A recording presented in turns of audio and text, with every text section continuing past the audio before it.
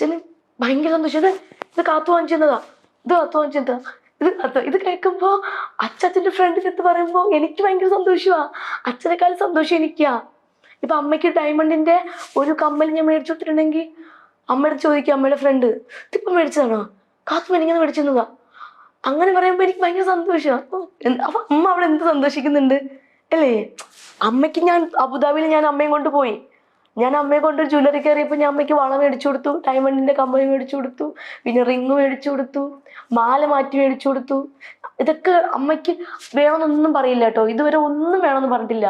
ഇതുവരെ എൻ്റെ അമ്മയും എൻ്റെ അച്ഛനും ഇത് വേണം, എന്നെ കല്യാണം കഴിച്ചു വിടാൻ ഭയങ്കര ആഗ്രഹമാണ്, അല്ല ഇത് വേണം അത് വേണം എന്നെ അവിടെ അങ്ങനെയൊന്നും പറഞ്ഞില്ല. ഒറ്റ ആഗ്രഹം പറഞ്ഞിട്ടുള്ളൂ എൻ്റെ അമ്മ, എൻ്റെ കല്യാണം കാണണമെന്നും അമ്മയ്ക്ക് ഫ്ലൈറ്റിൽ കയറണമെന്നും. അത് ഞാൻ ആഗ്രഹം സഹിച്ചു കൊടുത്തു. നമ്മുടെ ഏറ്റവും വലിയ ആഗ്രഹം ഞാൻ കൊണ്ടുപോയി സ്ഥലങ്ങളെല്ലാം കാണിച്ചു കൊടുത്തു. ഭയങ്കര ഹാപ്പി ആയിരുന്നു അമ്മ. അതാണ് അത്രയും. അവരുടെ ആഗ്രഹം ഇങ്ങനെ സ്ഥലങ്ങളൊക്കെ കാണാൻ ഭയങ്കര ഇഷ്ടമുള്ള, എൻ്റെ കൂടെ യാത്ര ചെയ്യുക, എൻ്റെ കൂടെ ടൈം സ്പെൻഡ് ചെയ്യുക, പിന്നെ ഞാൻ ഹാപ്പി ആയിട്ടിരിക്കുന്ന കാണണം, അങ്ങനെയൊക്കെയാണ് എൻ്റെ ഇത്. അത് ഞാൻ സാധിച്ചു കൊടുക്കുന്നുണ്ട്. അവരുടെ വലിയ ആഗ്രഹം അനു പറഞ്ഞു, അനുവിന്റെ കല്യാണം എന്ന് പറയുന്നത്. അതെന്താ അനു സാധിച്ചു കൊടുക്കാത്ത? ചേച്ചി കല്യാണം എന്നൊക്കെ പറയുന്നത് നിമിത്തമാണ്. അത് നമുക്ക് വാങ്ങാൻ കിട്ടുന്ന ഒന്നാണോ? അല്ല. ദൈവം നമുക്ക് വിധിച്ചിട്ടുണ്ട് ഒന്ന്, അനുവിന്റെ കല്യാണം ഇന്ന സമയത്ത് ഈ സമയത്തൊക്കെയാണെന്നുള്ള ദൈവം വിധിച്ചു വെച്ചിരിക്കുന്നത്. നമുക്ക് പെട്ടെന്ന് പോയി ഒരു ചെക്കനെ കണ്ടുപിടിച്ചിട്ട് ആ ചെക്കൻ നമുക്ക് കല്യാണം കഴിക്കാന്ന് പറഞ്ഞാൽ പറ്റുമോ?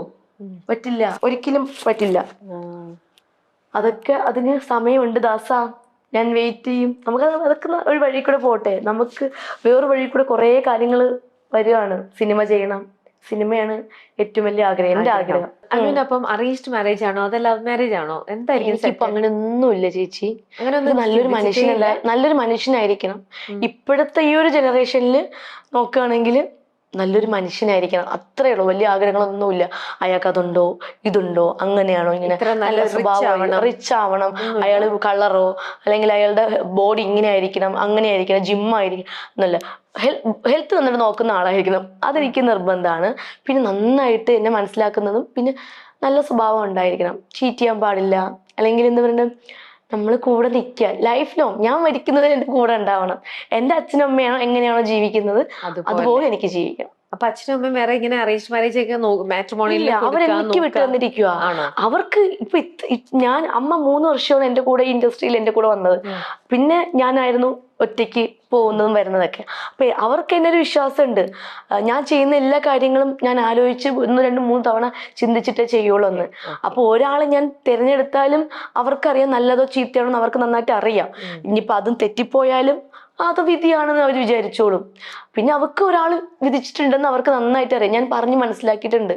അതിനൊരു സമയമുണ്ട്, വെയിറ്റ് ചെയ്യാണ്. നമുക്ക് എപ്പോഴെങ്കിലും വന്ന് പെട്ടെന്നായിരിക്കും, ഇപ്പൊ അടുത്ത മാസമായിരിക്കും ഒരു ആലോചന വരുന്നത്, പെട്ടെന്നായിരിക്കും കല്യാണം. ഇതൊന്നും നമ്മൾ വിചാരിച്ചു വരുന്നതല്ലല്ലോ.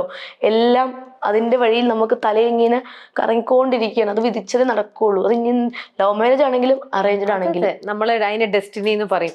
അത് നമുക്ക് വിധിച്ചിരിക്കുന്നത് എന്താണോ അങ്ങനെ അത് സംഭവിക്കുള്ളൂ. അതൊക്കെ നമുക്ക് വിധിയാണ്.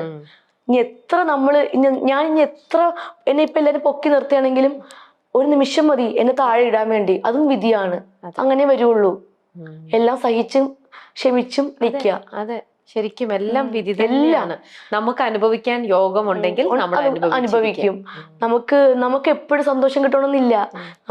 എപ്പോഴും നമുക്ക് എപ്പോ വേണമെങ്കിൽ ദുഃഖം വരാം. നമുക്ക് ഒരിക്കലും അക്സെപ്റ്റ് ചെയ്യാൻ പറ്റാത്ത കാര്യങ്ങളായിരിക്കും നമ്മുടെ ലൈഫിൽ വന്ന് ചേരുന്നത്. അതൊക്കെ നമ്മൾ സഹിച്ച് തരണം ചെയ്ത് നമ്മൾ മുന്നോട്ട് പോകണം. അതാണ് ഒരു മനുഷ്യന്റെ എന്താ പറയണ്ടേ, ഒരു മനുഷ്യന്റെ ഒരു കാര്യം എന്ന് പറയുന്നത്. അങ്ങനെ തന്നെ മുന്നോട്ട് പോകാനല്ലേ വേണ്ട. എന്ത് കാര്യം വന്നാലും ഞാൻ അത് സഹിച്ച് അഡ്ജസ്റ്റ് ചെയ്ത് മുന്നോട്ട് പോകും. ചെറുപ്പം മുതലേ ഇപ്പം അനു പറഞ്ഞു അച്ഛനെയും ബുദ്ധിമുട്ടിച്ചിട്ടില്ല, അച്ഛനോട് ചോദിച്ചിട്ടില്ല, ഒന്നും ഡിമാൻഡ് ചോദിക്കാറുണ്ട്.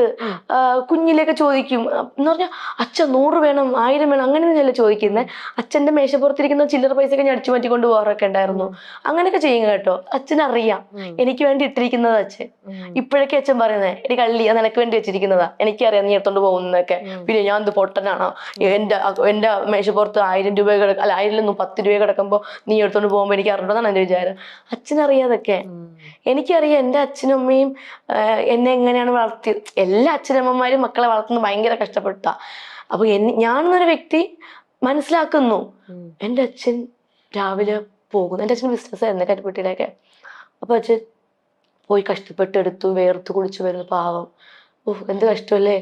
അപ്പം അങ്ങനെയൊക്കെ ചിന്തിക്കും, മനസ്സിലായി. അപ്പൊ ചിന്തിക്കുമ്പോൾ എനിക്ക് ഉള്ളിൽ എന്ന് പറഞ്ഞാൽ ഈ മനുഷ്യനെ ഇനി ജോലിക്ക് വിടാൻ പാടില്ല, ഇനി ഞാൻ ജോലി ചെയ്ത് കൊണ്ടു കൊടുക്കണം, ഒരാൺകുട്ടിയെ പോലെ ആയിരിക്കണം എന്നൊക്കെയാ. അപ്പൊ അന്ന് മുതലേ ഈ ആഗ്രഹം ഉള്ളിൽ കിടക്കുക. അതുകൊണ്ടാണ് ചേച്ചി പിള്ളേരെയൊക്കെ പഠിപ്പിക്കുമ്പോൾ ഞാൻ കുഞ്ഞു മക്കളെയൊക്കെ വിളിച്ചിരുത്തി അങ്ങനെയൊക്കെ ചെയ്യുന്നതും. പിന്നെ സ്വന്തമായിട്ട് ഡ്രസ്സ് പോലും ഞാൻ സ്വന്തമായിട്ട് ഞാൻ വാങ്ങത്തില്ലായിരുന്നു കടയിൽ പോയി. ഈ ഇൻഡസ്ട്രിയിൽ വന്ന സമയത്ത് ഈ ഡയറക്ടറും ക്യാമറമാനും പറയും കളർഫുൾ ഡ്രസ്സ് വേണം, ഇന്ന ഡ്രസ്സ് വേണം, ആ ഡ്രസ്സ് വേണം, ഇത് വേണം. ഇതൊക്കെ നിങ്ങൾ കടയിൽ പോയി നോക്കുമ്പോൾ 1000, 1500 ആ ടൈമിൽ ഒരു 11 വർഷം മുന്നേ, പിന്നെ 800, ഇതൊക്കെ അവിടെ നിന്ന് കിട്ടുന്നത് 1000 ഒരു ദിവസത്തെ പൈസ. അപ്പം ഒന്ന് ആലോചിച്ച് നോക്കെ, 10 ദിവസം വർക്ക് ചെയ്ത് കഴിഞ്ഞാൽ 10000 രൂപ കിട്ടി കഴിഞ്ഞാൽ ഡ്രസ്സിന് അങ്ങ് പോകുന്നു. പിന്നെ സ്വന്തമായിട്ട് ഇരുന്ന് ഞാൻ